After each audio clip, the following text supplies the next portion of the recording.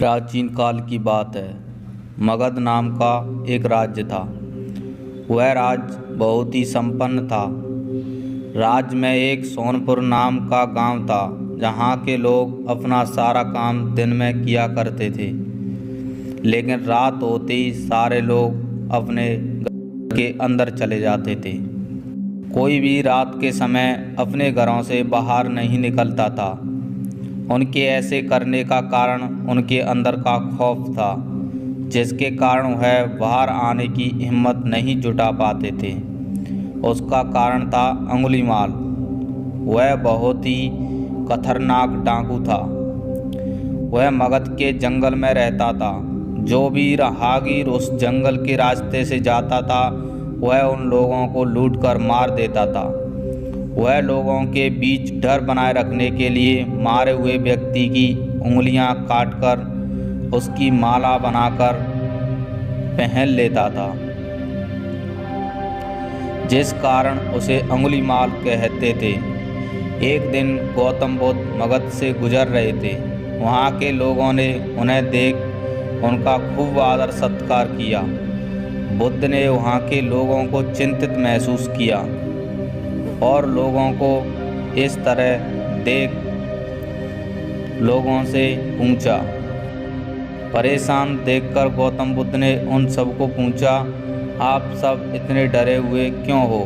वहाँ के लोगों ने कहा, यहाँ एक अंगुलीमाल नाम का डाकू रहता है। वह लोगों को मार देता है। उसके कारण लोग बेहद डरे हुए हैं। आप ही बताएं हम क्या करें?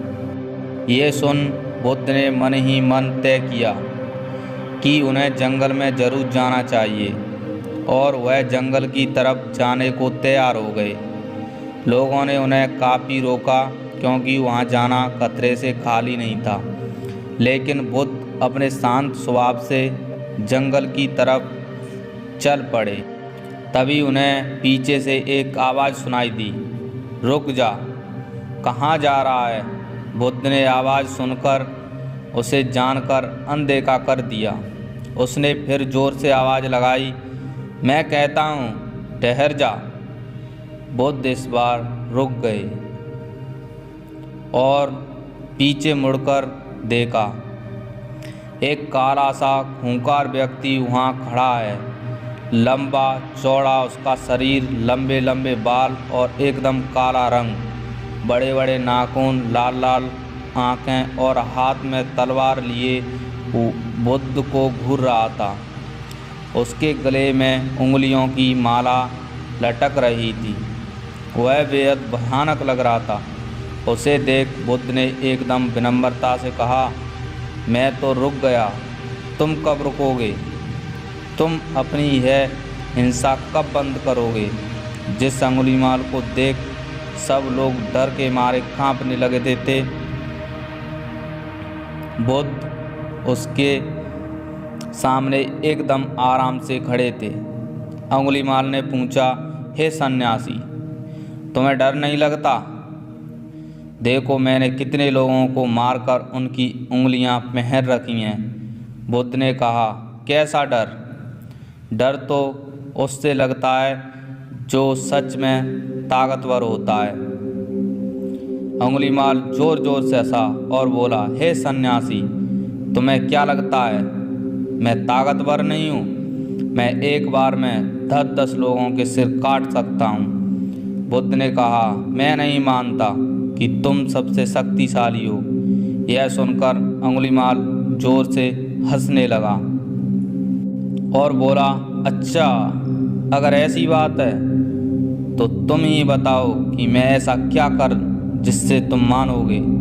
बुद्ध ने कहा, ठीक है, फिर तुम जाओ और उस पेड़ में से 10 पत्तियां तोड़ कर लाओ। अंगुलीमाल बोला, बस इतनी सी बात? तुम बोलो तो मैं पूरा पेड़ ही ले आऊं। बुद्ध ने कहा, नहीं, तुम बस पत्ते ले आओ। बुद्ध के कहने पर अंगुलीमाल ने वहीं किया। वह पेड़ के पास गया और उसमें से 10 पत्तियां तोड़ लाया। फिर बुद्ध ने कहा, जाओ, अब इन पत्तियों को वापस से उस पेड़ में जोड़ दो। यह सुनकर अंगुलीमाल क्रोधित हो गया और उसने बुद्ध से कहा, ये कैसा बेहुदा मजाक है। भला कोई पत्तियों को तोड़कर वापस पेड़ से जोड़ सकता है क्या? तब बुद्ध ने कहा, क्यों, तुम तो बेहद शक्तिशाली हो, तो इसे जोड़ क्यों नहीं सकते? जब तुम किसी चीज़ को जोड़ नहीं सकते तो उसे तोड़ने का हक तुम्हें किसने दिया? एक आदमी का सिर जब जोड़ नहीं सकते तो काटने में क्या बहादुरी है? अगर तुम किसी को जीवन नहीं दे सकते तो उसे मारने का भी तुम्हें कोई हक नहीं है। अंगुलीमाल सुनकर हैरान रह गया। उसे पहली बार एहसास हुआ कि उससे भी कोई बड़ा ताकतवर व्यक्ति है। वह बुद्ध की बातें बड़े ध्यान से सुन रहा था। एक अनजानी शक्ति ने उसके हृदय को बदल दिया। उसे आत्मग्लानि होने लगी।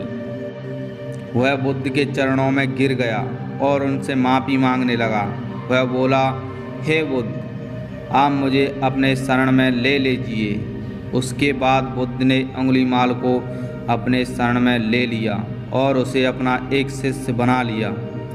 इसके बाद से अंगुलीमाल ने बुरे काम करना छोड़ दिया।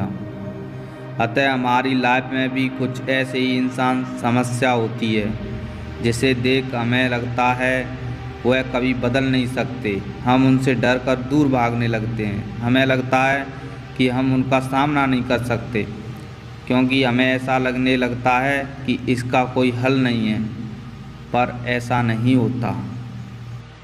वास्तव में उसका हल जरूर है। यदि हम शांत दिमाग, निडरता के साथ किसी भी चीज़ का सामना करें तो उसे से निजात पाया जा सकता है, उसे हराकर जीता जा सकता है।